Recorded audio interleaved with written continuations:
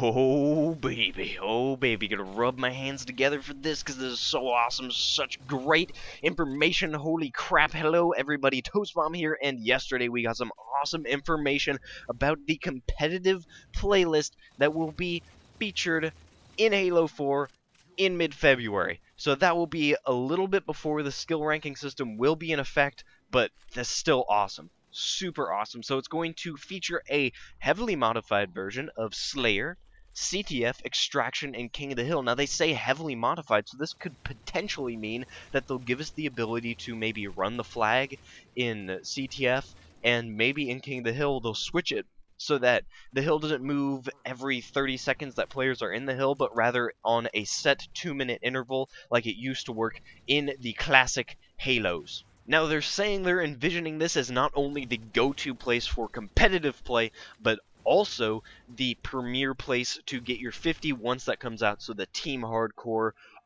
hardest place to get your 50. If you get your 50 in that, you got respect sort of place to go, which is awesome. So here are some details on the playlist. Now, first off, it will be 4v4. Yes, thank you. 4v4's where it's at. Let's go, son. Next, we will have preset game loadouts. Now, this is one of the more controversial things I could see in these settings, because while it does seem like the competitive community's general consensus for a competitive Halo 4 experience is to have preset loadouts, I could see it, being a little controversial. So I'm curious to see what you guys think about that. Do you like just having everything to your ability, you can use all your classes or whatever, or do you think it's better to just have these cookie cutter, just like, boom, you're getting this, or you're getting this, or you're getting that, and there's no in between?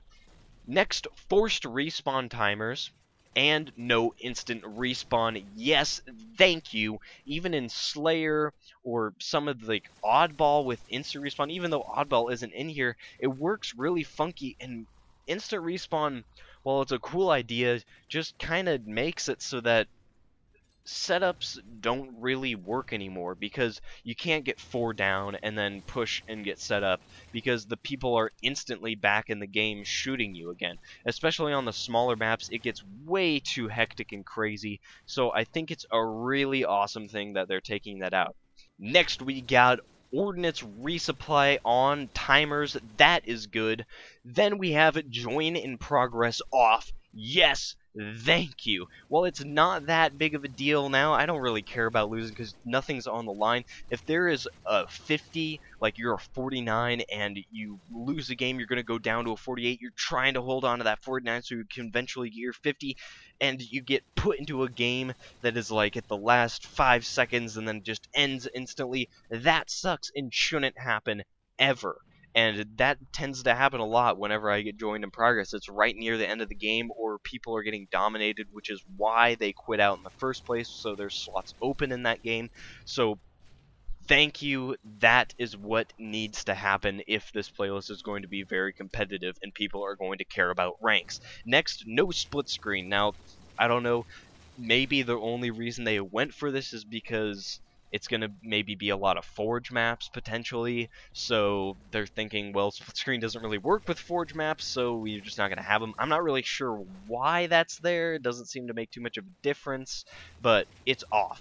Friendly fire on, that is important. It's ridiculous, like, when you're in a playlist without friendly fire, and you can just shoot a rocket at your teammate, like, there's no risk to that. It doesn't feel right, so I'm glad that that is on. Max party size at 4. That is good, so you can't do like what you did in Reach, where you just go in with like 6 people. It's really weird.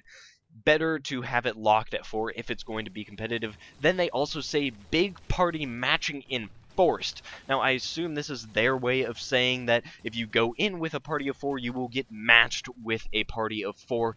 Yes, thank you if that is what that means. Holy crap, that is what needs to be in here, because teamwork reigns supreme, period, in Halo, in competitive Halo especially. If you have a team of randoms versus a team of all 4 players, 98% of the time, the team of all 4 players, almost regardless of their skill, as long as they're communicating with each other and they know each other somewhat, will win.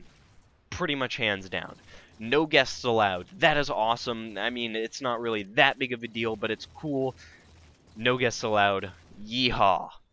Now, they also say that they haven't figured out a name for this, so you can go onto the forum post. I'll have a link in the description, and you can suggest some names there. I'm hoping they just end up going with Team Hardcore. It's a cool name. Halo 2 people will like it. New people will like it. I like the name, so I'm hoping they go with something like Team Hardcore. Anyways, that'll be it for this one. If you like the video, you can leave a like or a comment, or you can subscribe because I post new Halo videos every day. Anyways, thank you for watching. See you tomorrow. Bye.